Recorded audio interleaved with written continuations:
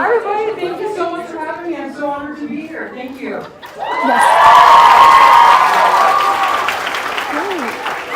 Wow, great. Now let's revisit some of your earlier acting career. In a 2010 interview, you explained that Glee creator Ryan Murphy incorporated your past experiences into your on-screen character, Kurt Hummel.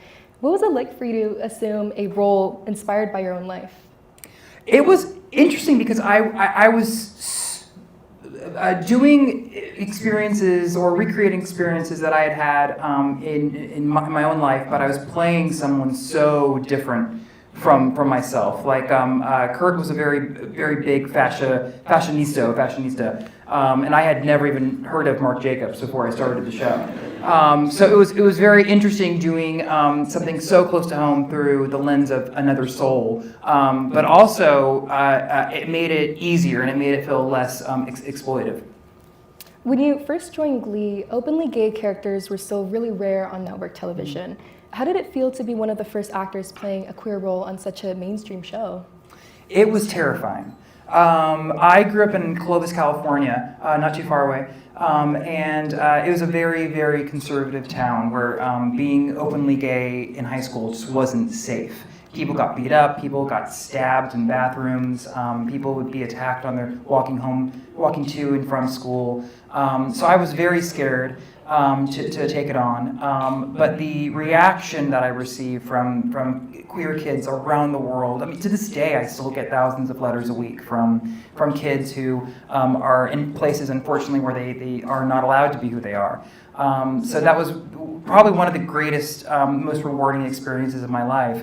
But it did have some consequences. There was a lot of security issues. I got death threats quite a bit, and became very agoraphobic actually for a little bit. So that was pretty daunting. But at the end of the day, it was one of the best experiences of my life, being a queer person on television. Yeah, I can't even imagine what that experience must have been like. Did that more tumultuous time in your career impact how you potentially view taking on other roles in the future? Yeah, I think so. I think after Glee, I definitely needed to take a little bit of a break, just for my own sanity, and just try to kind of find a little bit of normalcy where I could. But I think once you get handed a character like that, you look for characters like that again. And kind of like I said before, sadly they're just far and few between, especially for young people. If I can still consider myself a young person. I'm sure you can. Yes, you can. Don't you worry. 10 years ago, you actually also expressed concern about being typecast in queer roles. From your perspective, how have opportunities for LGBTQ+ actors evolved beyond the quote-unquote gay character? Mm-hmm.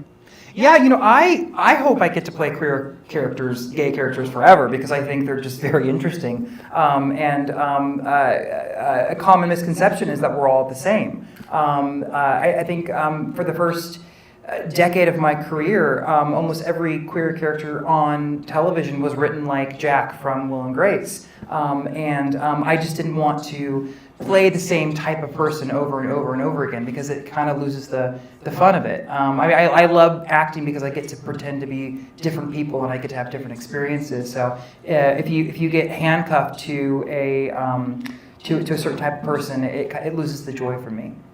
Kind of continuing on that theme, Glee was your first job and you stuck with it for all 6 seasons. Mm-hmm. What was it like to grow alongside the same character for such a long period of your life?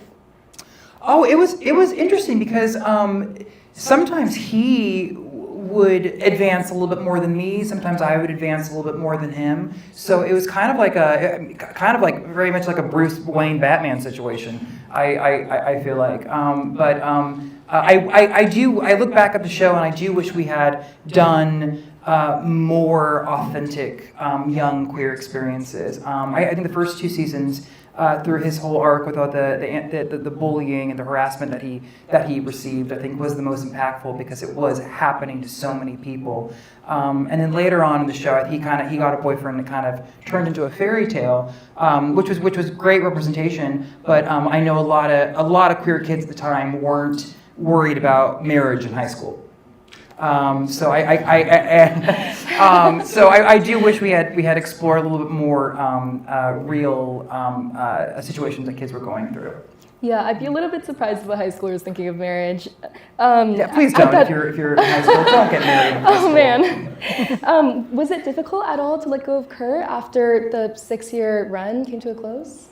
You know, I did notice when I would act in a few things here and there, a lot of his mannerisms would come up, like the way he would stand, the way that I'd speak, a lot of stuff that I had to unlearn. Yeah. Now, in between filming seasons of Glee, you actually wrote, executive produced, and starred in the comedy film Struck by Lightning. What inspired you to create a project of your own, overseeing it from start to finish?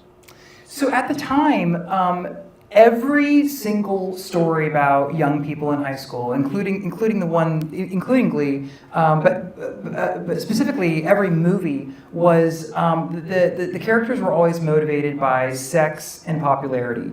And when I was in high school, I was not motivated by either of those. I was very motivated by I was very goal oriented, and I really wanted to put a story out there for kids that were like me, because I think it was a good example to have. I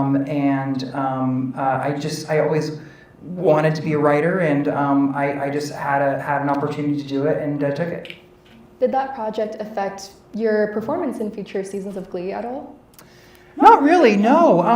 Maybe it improved it a little bit, because I think when you get to stretch your muscles as an actor, you just become a better actor. I think sometimes when people get stuck in one zone, they aren't improving or advancing.